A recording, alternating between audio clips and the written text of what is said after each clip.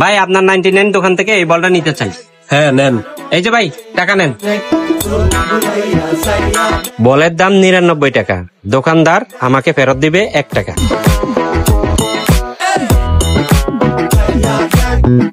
ভাইয়া আর কিছু লাগবে নাকি? হ্যাঁ লাগবে তো। কি লাগবে ভাইয়া বলেন। ভাইয়া এই বলটার দাম কত? 99 টাকা। আমি আপনাকে কত টাকা দিছি? 100 টাকা। তাহলে তো আমি 1 টাকা পাবো।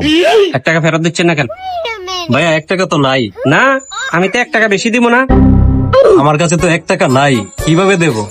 আচ্ছা সমস্যা নাই, আমি একটা সেন্টার ফুট নিয়ে যাই।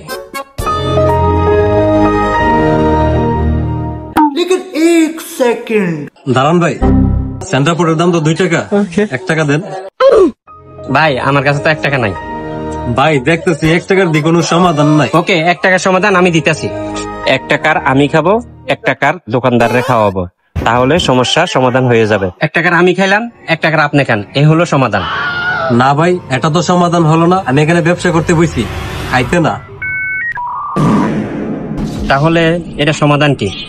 তাহলে আপনারাই বলেন এর সমাধান কি?